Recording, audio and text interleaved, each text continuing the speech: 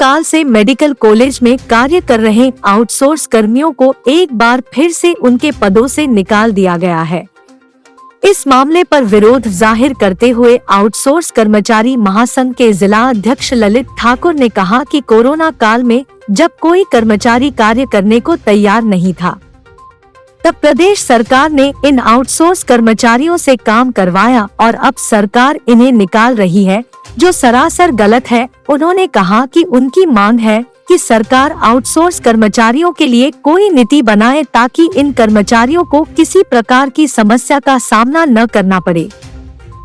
मैं ललित शर्मा, हिमाचल प्रदेश आउटसोर्स कर्मचारी महासंघ जिला चंबा के अध्यक्ष। जैसा कि आप सभी को विदित है, पिछले 2 दिन पहले हिमाचल प्रदेश में जो 2000 कर्मचारी कोविड काल में आउटसोर्स के माध्यम से सेवाएं दे रहे थे, पिछले मार्च में उन्हें जो 3 मंथ की जो एक्सटेंशन सरकार के द्वारा दी गई थी और 30 जून को फिर उन्हें जो है वो नौकरी से बाहर निकाल दिया गया है। तो मेरा ये गुजारिश है कि प्रदेश सरकार से कि जब उस समय में चाहे वो नेता आज विपक्ष में बैठे हैं चाहे पक्ष में बैठे हैं, जब वो भी कोविड पॉजिटिव आए थे तो उन लोगों की सेवा भी इन्हीं कर्मचारियों ने कहीं ना कहीं की हुई है। तो मेरा एक प्रयास रहेगा कि जितने भी कर्मचारी हैं कोविड काल में अपनी सेवाएं दे रहे थे, उनको जो सेवाओं पर दोबारा लाने के लिए हम महासंघ की तरफ से पूरी कोशिश करेंगे और इसके लिए हम जो है वो एक हड़ताल पर भी जा सकते हैं। जैसा कि बात चंबा की करें तो 130 कर्मचारी मेडिकल कॉलेज चंबा में हैं और 70-80 के करीब कर्मचारी जो है वो CSC और PSC में लगे हुए हैं। और एक दुख की बात यह भी है कि CMO के अंदर जितने भी कर्मचारी कोविड काल में लगे हुए थे, उन्हें पिछले 9 महीनों से जो है वो वेतन नहीं मिला है। जब CMO साहब से इस बारे में बात की गई और हमने शिमला हेल्थ सेक्रेटरी में पता किया, उन्होंने ये बताया कि जनवरी, फरवरी और मार्च का जो बजट था है वो CMO को भेज दिया गया। जब CMO साहब से बारे में बात होती है तो उनका कहना होता है कि हमारे पास भी बजट आया ही नहीं है। एक तरफ उनके पास सैलरी देने के लिए पैसे नहीं है पिछले 9 महीनों से, और उसके ऊपर विडंबना ये है कि उन्हें फिर से घर बिठाया जा रहा है।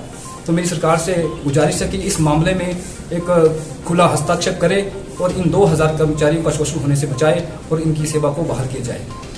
सर, ये जो कोविड-19, मैं इससे सहमत नहीं हूँ। जैसे सरकार बनने से पहले माननीय सुक्खू जी ने कहा था और एक पूरे जोश से कहा था कि जब कांग्रेस की सरकार आएगी तो उन्हें उनका जो एक प्राइम वर्क रहेगा, उन्होंने ऑफिस का बताया था, दूसरा आउटसोर्स कर्मचारियों की पॉलिसी को लेकर। और जब कर्मचारी उनके पास जाते हैं, उन्हें बोला जाता है कि हम 6 महीने लेंगे, 1.5 साल लेंगे, तो इसके लिए भी हम राजी होगी। चलो, सरकार इसके ऊपर काम कर रही है तो हमें सरकार पर विश्वास है।